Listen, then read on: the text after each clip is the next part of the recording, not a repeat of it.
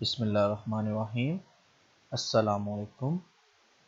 जी बच्चों, आज का हमारा टॉपिक है ऑर्थोगोनल ग्रुप। ऑर्थोगोनल ग्रुप क्या होते हैं, उसको स्टडी करने से पहले कुछ बेसिक चीज़ें हमें पता होनी चाहिए। तो सबसे पहले हमें पता होना चाहिए कि ऑर्थोगोनल सेट क्या होता है। मेरे पास कोई n वेक्टर्स हैं एक सेट के अंदर और सारे के सारे नॉन ज़ीरो हैं, इनको मैं ऑर्थोगोनल कहूँगा कब, जब उनका जो डॉट प्रोडक्ट है किसी भी दो वेक्टर्स का वो इक्वल टू क्या आ जाए, ज़ीरो आ जाए, where i is not equal to j. For example v1 का डॉट प्रोडक्ट किसके साथ लेना है हम लोगों ने, v2 के साथ, और इसका आंसर क्या आ जाना चाहिए, ज़ीरो। इस तरह v1 का v3 के साथ, v1 का v4 के साथ, सॉन v1 का v, इस तरह v2 का v3 के साथ। लाइक हर दो वेक्टर्स का म्यूचुअली आप लोगों ने क्या लेना है, डॉट प्रोडक्ट लेना है, और उसका आंसर क्या आना चाहिए, ज़ीरो आना चाहिए। राइट, अगर ऐसा हो जाएगा तो हम लोग कह देंगे कि जो सेट ऑफ वेक्टर्स हैं ये क्या हैं, ऑर्थोगोनल हैं। अदरवाइज ये सेट ऑफ वेक्टर्स ऑर्थोगोनल नहीं होंगे। Right, I is not equal to J, इस चीज़ का ख्याल रखना है। मतलब ये नहीं प्रूव करना हम लोगों ने कि v1 का डॉट प्रोडक्ट v1 के साथ क्या है, ज़ीरो है। ये चीज़ हम लोगों ने प्रूव नहीं करनी। राइट, और अगर v1 का डॉट प्रोडक्ट v1 के साथ ही ज़ीरो आ जाए तो वो उसी वक्त होता है जब v1 क्या होगा, ज़ीरो होगा। इसलिए यहाँ पे कहा गया है नॉन ज़ीरो वेक्टर्स। जी, ऑर्थोगोनल सेट की डेफिनेशन यहाँ पे बताई है। राइट, आगे जाके हम लोग इनकी एग्जांपल्स भी देखते हैं। इसी तरह ऑर्थोनॉर्मल वेक्टर्स क्या होते हैं, ऐसे वेक्टर्स का सेट ऑर्थोगोनल हो प्लस एक और चीज़ हो कि सेम वेक्टर्स का डॉट प्रोडक्ट हमेशा क्या है, वन आए, तो हम लोग उनको कहेंगे वो वेक्टर्स क्या हैं, ऑर्थोनॉर्मल वेक्टर्स हैं। लाइक अगर मैं आप लोगों को बात आसान अल्फाज में समझाना चाहूँ, मैं यहाँ पे दो प्लेन लिया है, प्लेन के अंदर मैं कोई दो वेक्टर लेता हूँ। For example v1 v1 vector, right, this is v2 vector, v1 this is v2। Right, तो ये जो v1 और v2 वेक्टर्स हैं आपके सामने नज़र आ रहा है, ये दोनों एक दूसरे के साथ कितना एंगल बना रहे हैं, 90। राइट, एक दूसरे के क्या है, परपेंडिकुलर है। और तो ये अगर दोनों एक दूसरे से 90 का एंगल बनाएंगे, तो अगर इन दोनों वेक्टर्स को मैं एक सेट के अंदर रखूंगा तो सेट कौन सा सेट कहलाएगा, ऑर्थोगोनल सेट। ऑर्थोनॉर्मल से क्या मुराद होता है कि जो वेक्टर्स ऑर्थोगोनल हैं उनकी एग्जैक्टली मैग्नीट्यूड क्या हो, वन हो, मतलब उस वेक्टर की लेंथ क्या हो, एग्जैक्टली वन हो।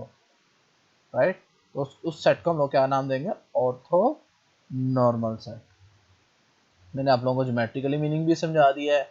मैंने प्लेन में दो वेक्टर्स लिए हैं, इसी तरह दो से ज़्यादा वेक्टर्स भी हो सकते हैं, बेशुमार वेक्टर्स हो सकते हैं। राइट, तो उस स्पेस के अंदर भी जा सकती है बात, कहीं पे भी हो सकते हैं वेक्टर्स, लेकिन सबका ज्योमेट्रिकली मीनिंग यही होगा कि जो वेक्टर्स ऑर्थोगोनल, जो सेट क्या बनेगा, ऑर्थोगोनल सेट बनेगा। इट मीन्स दैट उसके अंदर जितने भी वेक्टर्स हैं वो सारे के सारे म्यूचुअली एक दूसरे पे क्या होंगे, परपेंडिकुलर होंगे। इसलिए डॉट प्रोडक्ट ज़ीरो है, क्योंकि आपको पता है डॉट प्रोडक्ट क्यों ज़ीरो रखने का मकसद यहाँ पे यही है। अगर आप लोगों को बात और क्लियर कर दूँ, क्योंकि v डॉट जे का मतलब होगा v की मैग्नीट्यूड, जे वेक्टर की मैग्नीट्यूड। राइट, इसकी भी मैग्नीट्यूड ले लेनी है, इसकी मैग्नीट्यूड ले लेनी है। राइट, और क्या आएगा, कॉस एंगल आएगा किसके दरमियान, बिटवीन v1 और v2 के दरमियान। राइट, और v dot j v dot j is equal to zero होने का मतलब क्या होगा, ये कब जीरो होगा, क्योंकि ये भी नॉन जीरो है, ये भी नॉन जीरो है, इस कारण इन दोनों की मैग्नीट्यूड भी नॉन जीरो होंगी। तो आप लोग बड़ी आसानी के साथ देख सकते हैं कि नॉन जीरो वेक्टर है, इसका मतलब ये भी मैग्नीट्यूड नॉन जीरो होगी, ये भी मैग्नीट्यूड नॉन जीरो होगी। और डॉट प्रोडक्ट फिर जीरो कब होगा, जब cos थीटा क्या होगा, जीरो होगा। और cos थीटा जीरो कब होता है आपको पता है, जब थीटा क्या होता है 90 या 3π/2। दूसरे अल्फाज में 90 होने का मतलब क्या होगा कि दोनों वेक्टर्स के दरमियान एंगल कितना आएगा, 90 आएगा, राइट। तो यहाँ तक बात सबको क्लियर होगी। ऑर्थोगोनल सेट क्या होते हैं, जिसमें तमाम वेक्टर्स क्या होंगे, एक दूसरे के ऑर्थोगोनल हो। और ऑर्थोनॉर्मल्स क्या होंगे, जिसमें तमाम वेक्टर ऑर्थोगोनल तो हो ही हो और हर वेक्टर की मैग्नीट्यूड एग्जैक्टली कितनी हो, 1 हो। तो यहाँ तक ज्योमेट्रिकली मीनिंग भी क्लियर हो गया होगा, और एनालिटिकल वे में भी कैसे लिखते हैं हम लोग एक्सप्लेन करते हैं, वो भी वर्ड क्लियर हो गया होगा। जी यहाँ पे मेरे पास एक नोट है, कहता है अगर कोई सेट मेरे पास क्या गिवन हो, ऑर्थोगोनल सेट हो, तो मैं उसको बड़ी आसानी के साथ ऑर्थोनॉर्मल बना सकता हूँ। कैसे, क्योंकि ऑर्थोगोनल से ऑर्थोनॉर्मल बनाने के लिए सिर्फ ये चीज़ का फ़र्क होना चाहिए कि हर वेक्टर की मैग्नीट्यूड कितनी होनी चाहिए, 1 होनी चाहिए। तो हर वेक्टर की मैग्नीट्यूड 1 बनाने के लिए सिंपल वर्ड में उसी की मैग्नीट्यूड लेके उसी वेक्टर पे क्या कर देंगे, डिवाइड कर देंगे। तो ये जो सेट बनेगा वो ऑटोमेटिकली ऑर्थो नॉर्मल सेट बन जाएगा। इसके कहने का मतलब ये है कि कोई भी ऑर्थोगोनल सेट हो वेक्टर्स का, तो उससे ऑर्थोनॉर्मल बड़ी आसानी के साथ बनाया जा सकता है। जी ये मेरे पास पहली एग्जांपल है। मैंने एक सेट लिया है जिसके अंदर मैंने 3 वेक्टर्स लिए हैं। इस वेक्टर को मैंने v1 कह दिया, इस वेक्टर को मैंने v2 कह दिया, इस वेक्टर को मैंने v3 कह दिया है। और मैंने शो करवाना है कि ये जो मेरे पास v1, v2 और v3 हैं वेक्टर्स, ये तीनों के तीनों मेरे पास एक दूसरे के परपेंडिकुलर हैं कि नहीं है। अगर तो ये तीनों एक दूसरे के ऊपर परपेंडिकुलर हुए म्यूचुअली, तो ऑटोमेटिकली ये जो सेट S है ये क्या कौन सा सेट कहलाएगा, ऑर्थोगोनल सेट कहलाएगा, राइट। तो देखते हैं ज़रा इसको। जब मैंने v1 और v2 का डॉट प्रोडक्ट लिया, तो आप लोग बड़ी आसानी के साथ देख सकते हैं कि 1 0 के साथ मल्टीप्लाई होगा, प्लस तो 0 आ गया, प्लस फिर 7 0 के साथ मल्टीप्लाई होगा 1 के साथ, ऑटोमेटिकली अगेन 0 आ जाएगा, फिर 0 0 के साथ प्लस तो 0। तो v1 v2 का डॉट प्रोडक्ट क्या आ गया, एग्जैक्टली 0 आ गया। इसका मतलब v1 और v2 क्या है, एक दूसरे के ऊपर परपेंडिकुलर है। मैं v1 और v3 को चेक करता हूँ। जब मैंने v1 और v3 का डॉट प्रोडक्ट लिया, तो आपके सामने है, जब 1 के साथ मल्टीप्लाई होगा तो 1 आ जाएगा, प्लस 0 0 के साथ होगा 0 आ जाएगा, प्लस 0 अगेन 1 के साथ होगा तो 0 आ जाएगा। तो इन तीनों का डॉट प्रोडक्ट किसके बराबर आया, 1 के बराबर आया, जो कि इक्वल टू 0 नहीं है। इसका मतलब क्या हुआ कि v1 और v3 एक दूसरे के ऊपर परपेंडिकुलर नहीं है। कोई दो वेक्टर्स भी एक दूसरे के ऊपर परपेंडिकुलर ना हो तो वो सेट कभी भी क्या नहीं होगा, ऑर्थोगोनल सेट नहीं होगा। इसलिए जो S है ये ऑर्थोगोनल सेट नहीं है।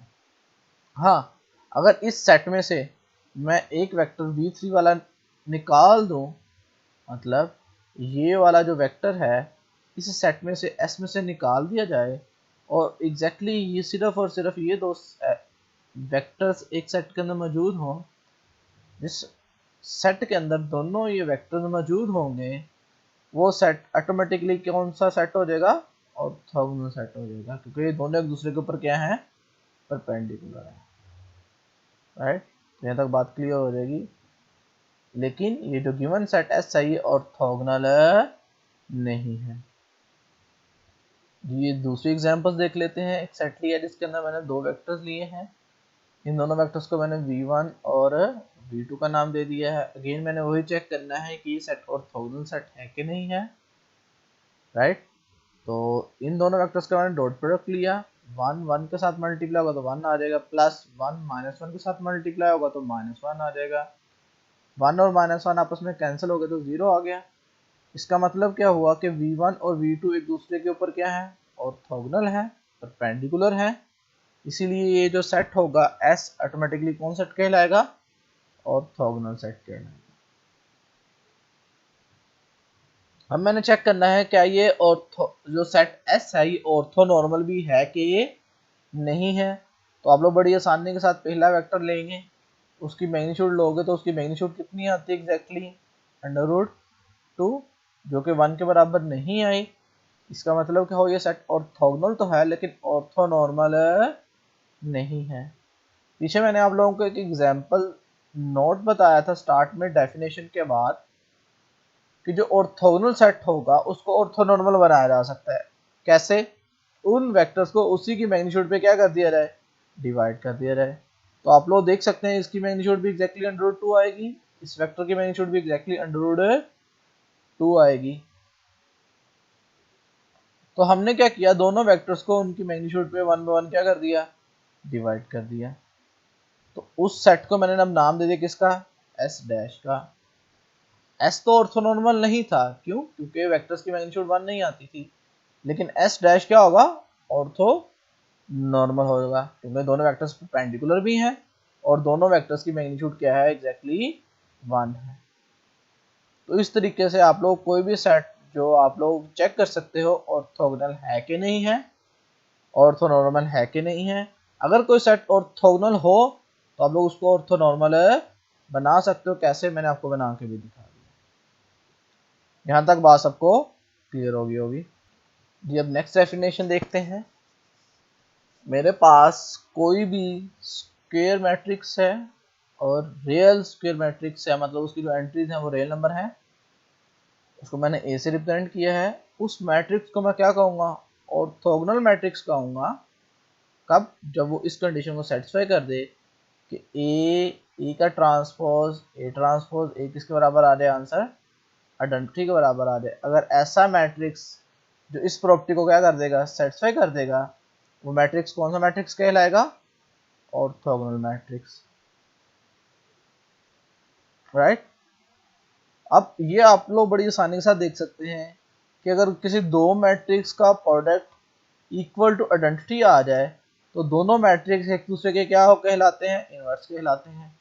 इसका मतलब क्या हो गया कि जो ए ट्रांसपोज है वो बेसिकली क्या है, इनवर्स है किसका, ए मैट्रिक्स का। आप लोग देख सकते हैं कि अगर ए बी और बी ए का प्रोडक्ट किसके बराबर आ जाए, आइडेंटिटी के बराबर आ जाए, तो ए और बी एक दूसरे के क्या कहलाते हैं, इनवर्स, राइट। इसी तरह जब ए और ए ट्रांसपोज ए किसके बराबर आ गया, आइडेंटिटी के बराबर आ गया, तो ऑटोमेटिकली जो ए ट्रांसपोज होगा वो क्या कहलाएगा, ए का इनवर्स।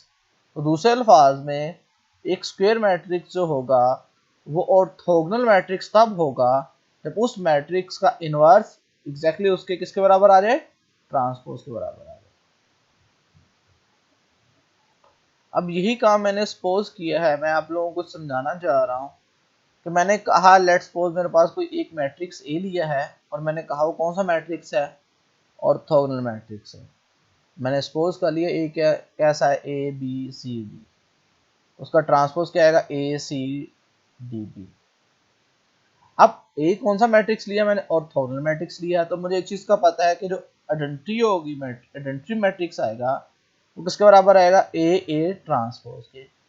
अब मैंने ए की वैल्यू भी पुट कर दी और ए ट्रांसपोज की वैल्यू भी पुट कर दी। अब मैंने क्या किया, दोनों मैट्रिसेस को सिंपल वर्ड में मल्टीप्लाई करवा दिया। तो ए बी जब ए बी के साथ मल्टीप्लाई हुआ, मेरे पास क्या आ गया, A square plus B square, तो A C plus B D, again A C plus B D और C square plus D square आ गया। अब आपको पता है जो आइडेंटिटी मैट्रिक्स होता है वो क्या होता है, 1 0 0 1 के, राइट। तो इसका मतलब ये दोनों आपस में इक्वल होंगे, तो automatically a square plus B square किसके बराबर आ गया, 1 के बराबर आ गया। A C plus B d किसके बराबर आ गया, 0 के बराबर आ गया। Again c square plus D square किसके बराबर आ गया, 1 के बराबर आ गया, राइट। अब मैंने क्या कहा, ये मैट्रिक्स था जो किस फॉर्म में, किसकी वेक्टर्स की मदद से लिखा गया है। फॉर एग्जांपल ये वेक्टर मैंने कह दिया, इसको v1 कह दिया, इस वेक्टर को मैंने क्या कह दिया, v2 कह दिया, राइट। तो v1 और v2 मैट्रिक्स, मैंने ab को वेक्टर को नाम दे दिया v1 का, और cd वेक्टर को मैंने नाम दे दिया v2, जिसके मदद से मैंने एक मैट्रिक्स a लिखा हुआ, राइट। अब मैं क्या काम करता हूँ, मैं इनका डॉट प्रोडक्ट लेता हूँ। अब इनका डॉट प्रोडक्ट आपको लेने आता है, ए किसके साथ मल्टीप्लाई होगा, सी के साथ प्लस बी डी के साथ। मैंने v1 डॉट v2 लिया हो, किसका बराबर है, ए सी प्लस बी डी के। अब इसी तरह मैं v1 वेक्टर की मैग्नीट्यूड लेता हूँ, आता है under root A square plus B square. v2 vector की मैग्नीट्यूड लिया हुआ है C square plus D square. अब आप लोग एक चीज पे गौर कर सकते हैं कि ए स्क्वायर प्लस बी स्क्वायर क्या इसके बराबर है, 1 के बराबर है। इसका मतलब इधर वैल्यू 1 पुट करूंगा तो अंडर रूट 1 क्या आ जाएगा, एग्जैक्टली 1 आ जाएगा। इसका मतलब क्या हुआ कि v1 वेक्टर की मैग्नीट्यूड किसके बराबर साबित होगी, 1 के बराबर। इस तरह सी स्क्वायर प्लस डी स्क्वायर किसके बराबर है, 1 के बराबर है। यहाँ पे वैल्यू 1 पुट करूंगा तो अंडर रूट 1 आएगा अगेन। तो अंडर रूट 1 आएगा तो अंडर रूट 1 की एग्जैक्टली मैग्नीट्यूड कितनी आ जाएगी, 1 आ जाएगी। तो इससे साबित हो गया कि v2 की मैग्नीट्यूड कितनी आई, 1 आई। और v1 प्लस v2 का डॉट प्रोडक्ट ये है, और ये आंसर किसके बराबर है मेरे पास, 0 के। डॉट प्रोडक्ट इक्वल टू 0 हो तो साबित हो गया कि ये क्या है, ऑर्थोगोनल है। और अगर दोनों की मैग्नीट्यूड 1 हो तो ऑटोमेटिकली साबित हो गया ये दोनों वेक्टर्स क्या होंगे, v1 और v2 ऑर्थो नॉर्मल होंगे। इसका मतलब क्या हुआ कि जो मेरे पास मैट्रिक्स था ए, इसके जो वेक्टर्स थे वो मैंने क्या साबित कर दिए, लाजमी तौर पे क्या होंगे, ऑर्थो नॉर्मल होंगे, राइट। अब मैंने ए ट्रांसपोज दिया था। इसी तरह जब आप लोग दूसरी चीज लेके चलेंगे कि ए ट्रांसपोज और ए को इसके बराबर, आइडेंटिटी के बराबर, तो आप लोग यहाँ पे ये चीज बड़ी आसानी के साथ प्रूव कर देंगे कि जो इस मैट्रिक्स के रो वेक्टर्स हैं वो भी क्या होंगे, ऑर्थो नॉर्मल होंगे। मैंने v1 किसको लिया था, a और c को। आप लोग पहला वेक्टर क्या लोगे, क्योंकि आप लोगों ने रो के जो वेक्टर्स हैं उनको ऑर्थोनॉर्मल साबित करना है, तो आपके पास ये पहला वेक्टर होगा और ये दूसरा वेक्टर होगा। और आप लोग क्या चीज लेके चलोगे कि ए ट्रांसपोज ए किसके बराबर है, आइडेंटिटी के बराबर है। तो आप लोग एग्जैक्टली ये चीज साबित कर दोगे, वो भी वेक्टर्स क्या होंगे, दोनों वेक्टर्स क्या होंगे, ऑर्थो नॉर्मल होंगे।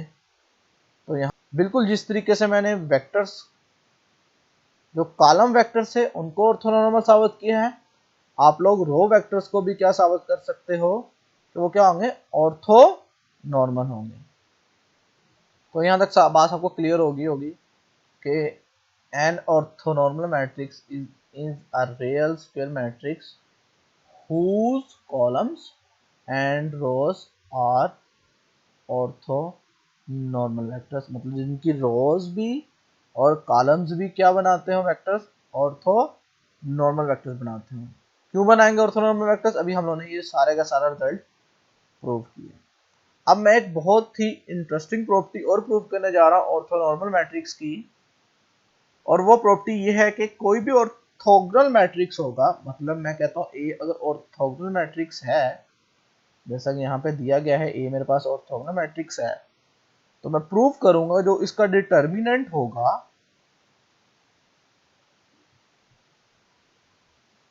वो लाजमी तौर पे क्या होगा, +1 और -1। ऐसे मैट्रिक्स जो ऑर्थोगोनल होंगे वो लाजमी क्या होंगे, उनका डिटरमिनेंट +1 और -1 होगा। जी इस प्रॉपर्टी को प्रूव करते हैं। मैंने कहा let A be an orthogonal matrix, then by definition A transpose A किसके बराबर रहेगा, आइडेंटिटी के बराबर रहेगा। अब मैंने इनको इक्वल रख के आइडेंटिटी मैट्रिक्स के मैंने दोनों तरफ क्या ले लिया, डिटरमिनेंट ले लिया। अब डिटरमिनेंट की प्रॉपर्टी ये कहती है कि दो मैट्रिक्स का अगर डिटरमिनेंट लिया जाए प्रोडक्ट में हो तो दोनों का डिटरमिनेंट अलग अलग लेके आप लोग मल्टीप्लाई भी करवा सकते हैं, इसलिए डिटरमिनेंट ऑफ ए ट्रांसपोज लिख दिया। अब डिटरमिनेंट ऑफ आई मतलब आइडेंटिटी मैट्रिक्स का डिटरमिनेंट हमेशा किसके बराबर होता है, 1 के बराबर होता है। अगेन मैंने प्रॉपर्टी यूज की है कि किसी भी स्क्वायर मैट्रिक्स का ट्रांसपोज लेके डिटरमिनेंट लिया जाए या वैसे डिटरमिनेंट लिया जाए तो कोई फर्क नहीं पड़ता, इसलिए मैंने डिटर्मिनेंट ऑफ ए ट्रांसपोज की जगह जस्ट डिटर्मिनेंट ऑफ ए लिख दिया। अब डिटर्मिनेंट ऑफ ए से मल्टीप्लाई होकर डिटर्मिनेंट ऑफ ए का स्क्वायर बन जाएगा, किसके बराबर, 1 के बराबर। तो जब मैं अंडर रूट लूंगा तो क्या आएगा, determinant of A plus minus 1।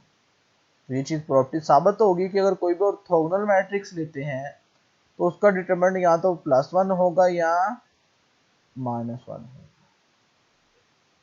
Right. लेकिन एक बात और याद रखनी है कि अगर किसी मैट्रिक्स का डिटरमिनेंट +1 और -1 हो तो वो ऑर्थोगोनल होना ज़रूरी नहीं है। एग्जाम्पल 1 2 2 और -3, इसका डिटरमिनेंट +3, इसका डिटरमिनेंट लेंगे आप लोग इस मैट्रिक्स का, वो किसके बराबर आएगा, डिटरमिनेंट -1 आएगा। लेकिन ये जो मैट्रिक्स आपके पास दिया गया है पास, ये ऑर्थोगोनल मैट्रिक्स नहीं है। तो एक बात याद रखनी है कि अगर ऑर्थोगोनल मैट्रिक्स होगा तो डिटर्मिनेंट मस्ट बी 1 आएगा या -1 आएगा। लेकिन अगर डिटर्मिनेंट +1 और -1 आ रहा हो तो मैट्रिक्स ऑर्थोगोनल होना जरूरी नहीं है, मतलब इस प्रॉपर्टी का कन्वर्स ट्रू नहीं है। अब ये प्रूव करने एक डेफिनेशन हम लोग डिफाइन करने जा रहे हैं कि एक सेट है, उस सेट के अंदर क्या रखे हम लोगों ने, मैट्रिसेस।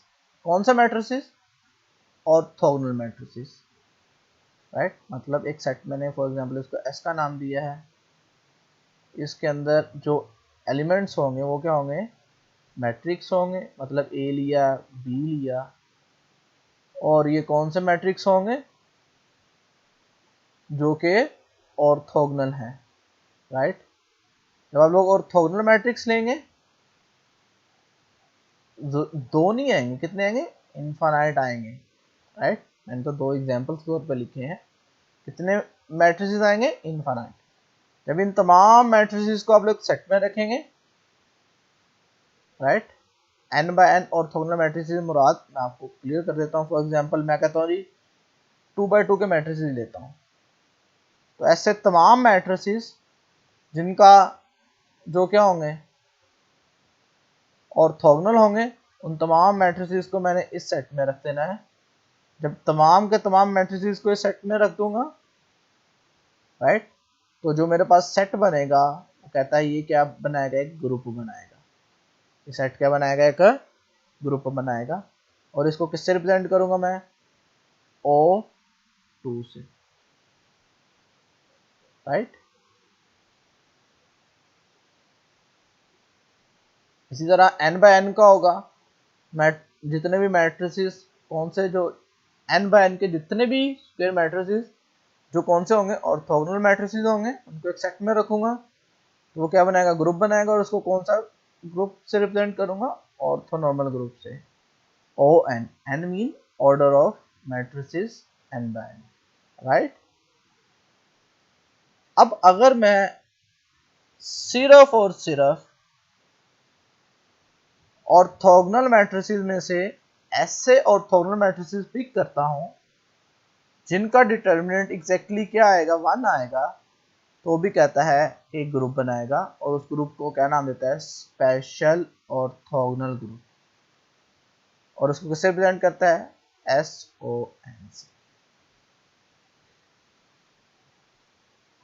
मतलब इसके कहने का क्या है कि मेरे पास ये फॉर एग्जांपल मैंने एक सेट लिया, इस सेट के अंदर तमाम के तमाम कौन से मैट्रिसेस हैं, ऑर्थोगोनल मैट्रिसेस, राइट। और इस सेट को पूरे के पूरे को मैंने क्या नाम दिया, ON का। अब मैंने ऑर्थोगोनल मैट्रिसेस को 2 हिस्सों में डिवाइड कर दिया लाइन के साथ। इस हिस्से में वो मैट्रिसेस हैं जिनका डिटरमिनेंट 1 होगा और इस हिस्से में वो मैट्रिसेस हैं जिनका डिटरमिनेंट क्या होगा, -1। वो कहता है कि ऑर्थोगोनल मैट्रिसेस में से सिर्फ और सिर्फ ये वाले मैट्रिसेस उठा लो जिनका डिटरमिनेंट एग्जैक्टली क्या है, 1 है, जिसको मैं शेडेड शो कर रहा हूँ, राइट। तो कहता है ये भी क्या बनाएगा, आपके पास ग्रुप बनाएगा, और इस ग्रुप को क्या नाम दिया उसने, SON। इसको हम कहते हैं स्पेशल ऑर्थोगोनल ग्रुप। तो जाहिर बात आपको नजर भी आ रहा है, ये जो स्पेशल ऑर्थोगोनल ग्रुप है इसके अंदर जितने भी एलिमेंट्स है कहाँ से पिक किए गए हैं, ऑर्थोगोनल मैट्रिक्स से, राइट। और ये ग्रुप भी है, तो ऑटोमेटिकली ये ऑर्थोगोनल मैट्रिक्स का कौन सा क्या कहलाएगा, सब ग्रुप कहलाएगा। यहां तक मेरे ख्याल से सबको बात क्लियर होगी, राइट। अब मैं प्रूव करने जा रहा हूं कि जो ऑर्थोगोनल ग्रुप, ऑर्थोगोनल सेट बनता था मेरे पास, मतलब ऐसा सेट जिसके अंदर तमाम के तमाम ऑर्थोगोनल मैट्रिसेस रखे जाएं, उसको हम लोगों ने ON से कहा था, और वो मिलके क्या बनाता है, मेरे पास एक ग्रुप बनाता है। अब ग्रुप की कितनी प्रॉपर्टीज हैं, 4 प्रॉपर्टीज हैं। वन बाय वन सारी की सारी देखेंगे कि किस तरीके से बनाता है, राइट। तो सबसे पहले देखते हैं क्लियर लॉ होल्ड करता है कि नहीं करता। क्लियर लॉ क्या कहता था कि अगर A और B कोई 2 एलिमेंट्स लिए जाएं और ऑर्थोगोनल ON से, ON के अंदर कौन से मैट्रिसेस पड़े हुए हैं, वो तमाम के तमाम मैट्रिसेस जो क्या होंगे, ऑर्थोगोनल मैट्रिसेस होंगे, कितने ऑर्डर के, n बाय n ऑर्डर के। तमाम orthogonal matrices n by n order के वो किसके अंदर पड़े हुए हैं, ON के अंदर।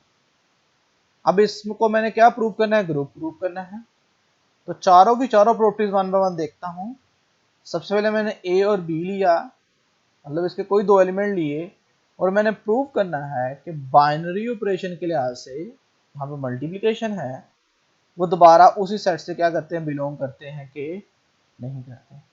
ये चीज मैंने साबित करनी है कि क्या ये चीज ट्रू है कि नहीं है, राइट। अब अगर मैंने साबित करना है कि AB ऑर्थोगोनल मैट्रिक्स ON से बिलोंग करते हैं कि नहीं करते, तो क्या चीज साबित करनी होगी कि AB का ट्रांसपोज और AB को आपस में मल्टीप्लाई करवाया जाए, तो आंसर क्या बनना चाहिए, एग्जैक्टली आइडेंटिटी मैट्रिक्स बनना चाहिए। इसी तरह AB को किससे मल्टीप्लाई करवाया जाए, AB के ट्रांसपोज से, तो अगेन आंसर क्या आना चाहिए, आइडेंटिटी आना चाहिए। अगर मैंने ये चीज साबित कर दी तो ऑटोमेटिकली AB किससे बिलोंग कर जाएगा, तो AB और AB का ट्रांसपोज आइडेंटिटी के बराबर आ गया है, तो AB ऑटोमेटिकली बाय डेफिनेशन किससे बिलोंग कर जाएगा, ऑर्थोगोनल ON से बिलोंग कर जाएगा, राइट। तो जिसके अंदर कौन से मैट्रिसेस पड़े हुए हैं ON के अंदर, ऑर्थोगोनल मैट्रिसेस, तो क्लियर लॉ होल्ड कर जाएगा। तो प्रॉपर्टीज देखते हैं, वन बाय वन प्रूव करते हैं, राइट। अब A और B कहाँ से लिए गए हैं, ON से, तो A और B कौन से मैट्रिसेस होंगे, ऑर्थोगोनल मैट्रिसेस होंगे। तो ये चीज गिवन है मेरे पास कि A ट्रांसपोज A किसके बराबर आएगा, आइडेंटिटी के, B ट्रांसपोज B किसके बराबर आएगा, आइडेंटिटी के। ये चीज मेरे पास क्या है, गिवन है, और ये आगे यूज करेंगे। तो मैंने AB का ट्रांसपोज AB ले लिया क्योंकि मैंने ये साबित करना था, इसलिए मैंने इसका ट्रांसपोज ले लिया, और AB। अब AB का ट्रांसपोज बाय डेफिनेशन किसके बराबर है, B ट्रांसपोज A ट्रांसपोज। अब A ट्रांसपोज आपको पता है किसके बराबर है, आइडेंटिटी के, तो इसके बाद आइडेंटिटी पुट कर दिया, मल्टीप्लाई होगा मैट्रिक्स के साथ, कोई फर्क नहीं पड़ेगा, तो क्या बच गया, B ट्रांसपोज B, और B ट्रांसपोज B भी किसके बराबर है, आइडेंटिटी के बराबर है। मैंने साबित कर दिया कि AB का ट्रांसपोज AB किसके बराबर आ गया, आइडेंटिटी के बराबर आ गया। बिल्कुल इसी तरीके से मैं साबित कर दूंगा कि AB और AB का ट्रांसपोज भी एग्जैक्टली क्या आता है, आइडेंटिटी मैट्रिक्स ही आता है। बाय डेफिनेशन AB ऑटोमेटिकली किससे बिलोंग कर गया, ON से, जिसके अंदर कौन से मैट्रिसेस पड़े हुए हैं, ऑर्थोगोनल मैट्रिसेस पड़े हैं। राइट। तो इसका मतलब ओ एन में अंडर मल्टीप्लीकेशन क्लियर ला क्या कर गया, होल्ड कर गया। अब बिल्कुल इसी तरह आपको पता है कि जनरली मैट्रिसेस में अंडर मल्टीप्लीकेशन एसोसिएटिव ला होल्ड करता है, तो जो ऑर्थोगोनल मैट्रिसेस हैं वो भी मैट्रिसेस तो हैं ही हैं, लेकिन वो स्पेशल किस्म में मैट्रिसेस हैं। तो अगर जनरली होल्ड करता है एसोसिएटिव ला तो ओ एन में ऑटोमेटिकली होल्ड करेगा, राइट। अंडर मल्टीप्लीकेशन आइडेंटिटी मौजूद है ऑर्थोगोनल मैट्रिसेस में, कौन सी, आई एन, राइट, क्योंकि इसका ट्रांसपोज और ये मल्टीप्लाई करवाया जाए तो आइडेंटिटी मैट्रिक्स ही बनेगा। तो आई एन ऑटोमेटिकली किससे बिलोंग कर गया, ओ एन से, और यही इसका कौन सा एलिमेंट है, आइडेंटिटी एलिमेंट है। तो मैं आइडेंटिटी भी शो करवा दी। अब लास्ट काम रह गया है कि हर एलिमेंट का क्या एग्जिस्ट करता है, इनवर्स, और इनवर्स किससे बिलोंग करेगा उसका, अगर ओ एन से, तो चीज प्रूव हो जाएगी कि ओ एन ऑटोमेटिकली क्या बन गया, ग्रुप बन गया। अब मैंने कोई भी मैट्रिक्स लिया ए ओ एन से, और मैंने कहा कि ए इनवर्स जो है वो इनवर्स है किसका, ए का। मैंने साबित करना है कि जो ए इनवर्स है ये किससे बिलोंग करता है, ओ एन से, राइट। मतलब ये चीज साबित करनी है, क्या ये चीज पॉसिबल है भी कि नहीं है। अब सवाल ये पैदा होता है कि ए इनवर्स जो है वो ओ एन से कब बिलोंग करेगा, जब मैं ये चीज साबित कर दूंगा कि ए इनवर्स का जो क्या लिया जाए, ट्रांसपोज, और ए इनवर्स, इन दोनों का प्रोडक्ट किसके बराबर आ रहा है, आइडेंटिटी के बराबर आ रहा है। बिल्कुल इसी तरह ए इनवर्स ट्रांसपोज आइडेंटिटी के मैट्रिक्स के बराबर आ रही है। तो ये चीज साबित करने के लिए मैंने क्या किया, ए इनवर्स का ट्रांसपोज और ए इनवर्स लिया। अब ये प्रॉपर्टी है कि ए इनवर्स ट्रांसपोज को मैं ए का ट्रांसपोज इनवर्स लिख सकता हूँ। जिस तरीके से ए और बी का अगर मैं इनवर्स लेता हूँ और उसको मैं अगर क्या करता हूँ, ओपन करता हूँ, तो वो किसके बराबर आता है, ए बी का इनवर्स, बी के इनवर्स और ए के इनवर्स के। बिल्कुल इसी तरह अगर मेरे पास बी इनवर्स और ए इनवर्स दिए गए हों तो उसको मैं ए बी इनवर्स लिख सकता हूँ कि नहीं लिख सकता।